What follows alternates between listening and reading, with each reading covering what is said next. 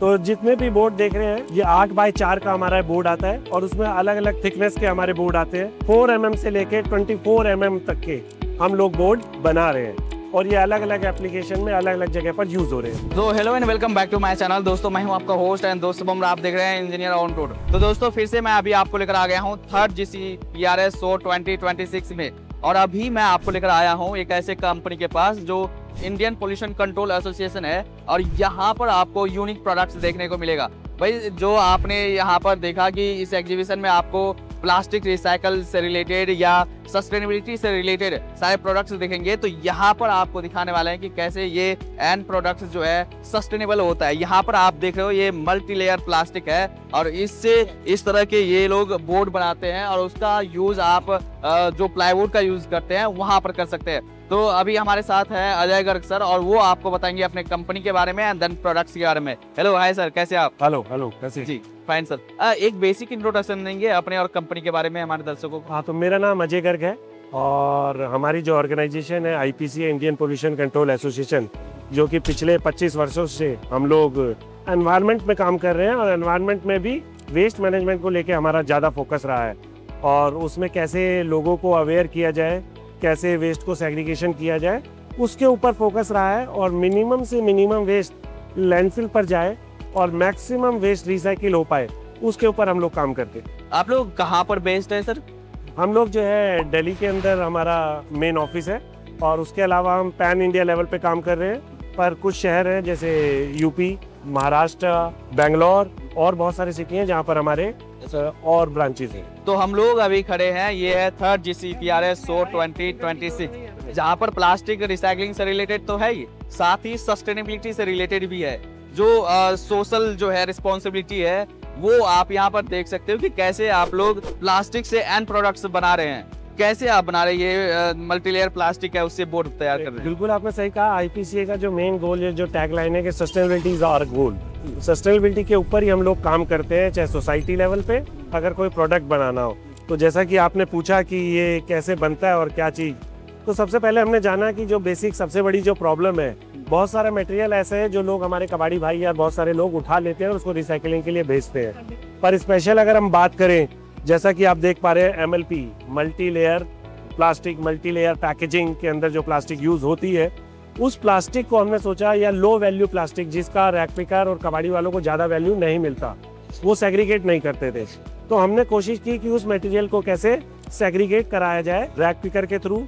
फिर फर्दर उस मटेरियल को हम पहले अपने MRF पे लेकर आए और MRF के ऊपर वहाँ पर फिर फर्दर हम अपने रिसाइकलिंग यूनिट में लेके आए। वहाँ पर हमने इसको श्रेड किया छोटे छोटे पार्टिकल्स के अंदर। फिर हमारा एक हॉट एंड कोल्ड प्रेस करके हमने सिस्टम लगाया है जहाँ पर इससे 8x4 का एक बोर्ड बनता है। अच्छा। और फर्दर उस बोर्ड से हम डिफरेंट बहुत सारे खूबसूरत प्रोडक्ट बनाए। तो प्लाईवुड भी जो है, प्लाई बोर्ड भी 8x4 में जनरली आते हैं, तो इस तरह के बोर्ड आप लोग यहाँ पर बनाते हैं, इस तरह के बोर्ड। जी, तो आप जैसे देख पा रहे हैं, जैसे अगर मैं बहुत सही आपने कहा कि जो हमारा प्रोडक्ट है बेसिकली जैसे वुड का एक रिप्लेसमेंट है। अच्छा। हाँ, और वुड जनरली आप देखते हैं तो पेड़ों से आता है, तो पेड़ों को कैसे और सेव किया जा सके और प्लास्टिक एक ऐसा प्रॉब्लम था, उसको कैसे सेव किया जा सके। तो जितने भी बोर्ड देख रहे हैं ये 8x4 का हमारा बोर्ड आता है और उसमें अलग अलग थिकनेस के हमारे बोर्ड आते हैं, जिसमें 4 mm से लेके 24 mm तक के हम लोग बोर्ड बना रहे हैं और ये अलग अलग एप्लीकेशन में अलग अलग जगह पर यूज हो रहे हैं। तो आपका बोर्ड भी है, साथ ही ये थिकनेस आप डिफरेंट में लाते हैं। जो स्ट्रेंथ है वो स्ट्रेंथ कैसा रहता है प्लाईवुड के कंपेयर में देखें तो? प्लाईवुड के कंपैरिजन में देखें तो इसका स्ट्रेंथ जो है काफ़ी अच्छा है और उसकी हमने पूरी टेस्टिंग रिपोर्ट कराई है। और फर्दर देखें तो सबसे बड़ा है तो ये है कि ये वाटर प्रूफ है, क्योंकि एक अपने आप में पॉलीथीन है, देखिए, और जो फायर रेजिस्टेंस है। तो और इसके पैरेलली जो है इसमें दीमक में इसके अंदर नहीं लगता है। वुड के अंदर अब देखें तो सबसे बड़ा प्रॉब्लम एक दीमक का होता है, तो वो इसके अंदर नहीं लगता है। तो इस तरीके से वुड के एप्लीकेशन में इसका यूज अच्छा है। कई लोगों के ऐसे कमेंट्स आते हैं कि लाइक ये प्लास्टिक से बना हुआ है तो ये फायर रिटार्डेंट नहीं होगा। कैसे फायर रिटार्डेंट होता है? कैसे ये फायर रिटार्डेंट है, मतलब ऐसा नहीं बोलूँगा, आप अगर बड़े स्केल पे कहीं पे फायर लगेगा तो कुछ भी जल सकता है, पर इसको फायर पकड़ने में जो टाइम लेगा वो टाइम ड्यूरेशन बहुत बड़ा है। ठीक है, 200 डिग्री सेल्सियस 250 डिग्री सेल्सियस में एकदम से आपने इसके पास फायर लाए तो ये फायर नहीं पकड़ेगी। अच्छा, तो आपने बताया कि ये वाटर प्रूफ भी है, तो इस तरह से आप लोग छतरी बना रहे हैं। तो ये जैसे आप देख रहे हैं कि ये रूफ शीट बनाई है हमने। जनरली बहुत जगह जहाँ पर टेम्परेरी शेड बनाने होते हैं तो वहाँ पर इसका इस्तेमाल हो रहा है, और ये अपने आप में जब इसके ऊपर आप तो ये जल्दी से टूटता नहीं है। मंकीज वगैरह जहाँ पर होते हैं तो उसमें बड़ा यूजफुल है। जनरली मंकीज वगैरह पे जंप करते हैं तो चीज़ें टूट जाती हैं। और फर्दर इसके पास जो है ऊपर जो टेम्परेचर है, अगर इसके बाहर जो टेम्परेचर अगर 40 है और इसके अंदर आप जो शेड बना होगा तो उसका टेम्परेचर 34 होगा। अच्छा, तो इसके अंदर जो सनलाइट आ रही है उसको रिफ्लेक्ट कर रहा है, क्योंकि इसके अंदर कुछ MLP के अंदर जो एल्युमिनियम कंटेंट है वो सन रेज को रिफ्लेक्ट कर। तो ये आपने यहाँ पर एक कॉन्सेप्ट दिखा और मैं रखा एक है। छोटी सी बात और शेयर करना चाहूँगा, आपको लगेगा वैसे हमने बहुत सारे डेयरी फार्म के अंदर ये शेड बनाया है, तो जहाँ पर गाय भैंस होती है तो डेयरी फार्मर्स का कहना है कि हमारे यहाँ पर गाय भैंसों ने ज़्यादा दूध देना शुरू कर दिया है, क्योंकि वहाँ टेम्परेचर उसको ऑलरेडी डाउन हो जाता है जी। तो ये आपने एक कॉन्सेप्ट दिखा रखा है, एजुकेशन मीन्स सस्टेनेबिलिटी। करें। जी, क्या ये कॉन्सेप्ट है? तो ये कॉन्सेप्ट है, हमने जनरली बात करते हैं जहाँ हम वेस्ट की बात करते हैं तो पैरेलली एजुकेशन की भी बात करते हैं कि एजुकेशन में रिसाइकलिंग किस तरीके से हो रहा है, बच्चों को भी पता चले, और कई बार चीज़ें आपको देखने से बेहतर समझ में आती हैं।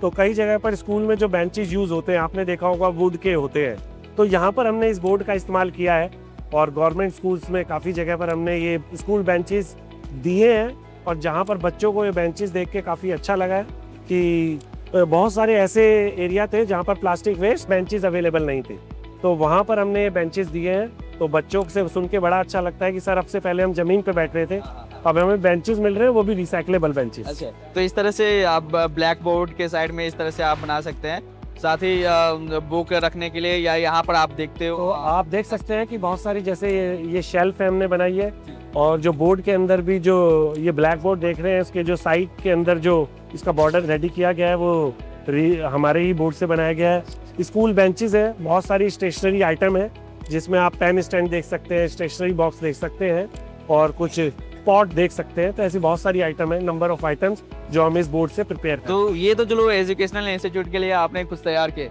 यहाँ पर देखिए, जैसे अपने घरों के लिए आपने ये जो है टीवी पैनल के लिए तैयार किया है, यहाँ पर आपने वार्डरोब तैयार किया है। सर इसके बारे में आप बताओ। तो जहाँ पर हम इसको बोर्ड की बात करते हैं, इससे दूसरी तरफ हम स्कूल बेंचेस की बात करते हैं। अनदर वे इसका जो क्या कहते हैं कि जो इंटीरियर में जो हम लोग फर्नीचर यूज करते हैं उसमें जो वुड पे जहाँ इस्तेमाल होता है, जैसे आप देख सकते हैं कि टीवी का जो पैनल है वो हमने इससे बनाया है। नीचे आप देख रहे हैं कि हम जहाँ पर टीवी के नीचे एक अलमीरा या वार्डरोब जो है वो हमने इससे बनाया है। तो वुड का जहाँ रिप्लेसमेंट दिखता है वहाँ पर इन चीज़ों को बनाया जा सकता है, और अपने आप में जो अब से पहले वेस्ट था आज वो एक रिसोर्स की तरह काम कर रहा है, एक सॉल्यूशन की तरह काम तो कर ये भी है कि अगर आप अपने इंटीरियर को कुछ अलग तरीके से दिखाना चाहते हैं, साथ ही अपने आप को रिस्पॉन्सिबल फील करवाना चाहते हैं कि भाई हम एनवायरनमेंट को लेकर के रिस्पॉन्सिबल है, तो ये आप सस्टेनेबल प्रोडक्ट यूज कर सकते तो ये हैं। सस्टेनेबल है। इस तरीके से लोग अपने आप में देख सकते हैं कि भाई कहते हैं कि जहाँ उन्होंने पूरे साल में या पूरी लाइफ में कितना प्लास्टिक वो यूज करते हैं, फर्दर इससे बने हुए प्रोडक्ट को यूज करते हैं तो अपने आप को प्लास्टिक न्यूट्रल कह सकते हैं। जी, तो आप लोग ये तो एंड प्रोडक्ट्स भी बनाते हैं, साथ ही जो EPR सर्विसेज है उसमें EPR सर्विसेज भी देते हैं। तो इसके अंदर जहाँ हम बात करते हैं, जब रूल 2016 के अंदर जो रूल आया प्लास्टिक वेस्ट मैनेजमेंट का, उसके अंदर EPR का जिक्र किया गया है। जो ब्रांड की जितने भी हमारे ब्रांड्स हैं, बड़ी जो कंपनियां जो प्रोडक्ट बनाती हैं, भाई उनको फुलफिलमेंट करना था तो IPCA उसको एंड टू एंड सॉल्यूशन देता है। उसका रजिस्ट्रेशन कराना, उसका एनुअल रिपोर्ट फाइल करना, उसको क्रेडिट उसकी जो लायबिलिटी है वो फुलफिल करना, और टाइम टू टाइम जो नोटिफिकेशन आते हैं उसके बारे में बताना कि भाई किस तरीके से आपको और जो EPR के अंदर आपको फुलफिल करना है, तो उसको पूरा कंप्लायंस IPCA करके देता है। तो EPR मतलब क्या हुआ कि EPR हुआ एक्सटेंडेड प्रोड्यूसर रिस्पॉन्सिबिलिटी, जी। यानी कि वो ब्रांड जो भी कंपनियां जो प्लास्टिक पैकेजिंग बना रही हैं उस प्लास्टिक पैकेजिंग को उन्होंने मार्केट में दिया, तो EPR के थ्रू वो प्लास्टिक पैकेजिंग उसको दोबारा से मार्केट से कलेक्ट करना है और फर्दर रिसाइकलिंग के लिए भेजना है। जी, तो सरकार ने एक रिस्पॉन्सिबिलिटी सेट की है कंपनीज को कि अगर आप कचरा फैला रहे हो तो उतना कचरा आप रिसाइकल भी करो। रिसाइकिल करो। और उसके पूरा एक गवर्नमेंट ने उसका एक पोर्टल सिस्टम बनाया है जहाँ पर वो रजिस्ट्रेशन होता है, एनुअल रिपोर्ट फाइल होता है, और जो आपने मार्केट में काम किया है उसका क्रेडिट वो जाता है उसके फर्दर, उसके बाद उसकी एनुअल रिपोर्ट फाइल होती है। जी, तो जैसे ये जो प्रोडक्ट्स है इसमें आपके कस्टमर्स कौन है? ज़्यादा गवर्नमेंट में जा रहा है, कंपनीज को जा रहा है, कहाँ पर जा रहा है ये? बात करें तो मिक्स कस्टमर है हमारे आज के टाइम में। गवर्नमेंट भी हमसे ले रही है, यूएलबीज जो म्यूनसिपल कॉरपोरेशन है वो हमसे ले रहे हैं, और पैरेलली इंडस्ट्री भी हमसे ले रही है, और जो इंटीरियर डेकोरेशन वगैरह का जो काम करते हैं वो लोग भी हमसे ले रहे हैं, और वुड के जो बिजनेस में है वो लोग भी हमसे ले रहे हैं। तो सभी तरीके के लोग इसको अडॉप्ट कर रहे हैं और धीरे धीरे आगे ये और ज़्यादा बढ़ेगा। तो कैसे आप इनवाइट करना चाहेंगे?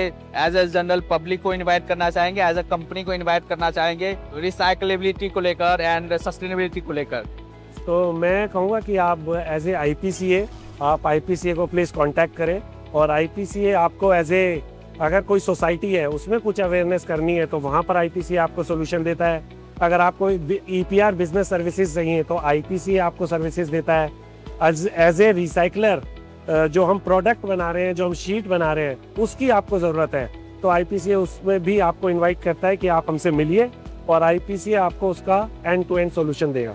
चलिए सर, थैंक यू सर, आप लोग काफ़ी अच्छा काम कर रहे हैं। सो आशा करते हैं अगर आपको EPR सर्विसेज की ज़रूरत है या प्लास्टिक रिसाइकलिंग से रिलेटेड या सस्टेनेबिलिटी से रिलेटेड किसी भी तरह की सर्विसेज की ज़रूरत है, अब आप IPCA को कांटेक्ट कर सकते हैं। चलिए, थैंक यू। Thank you.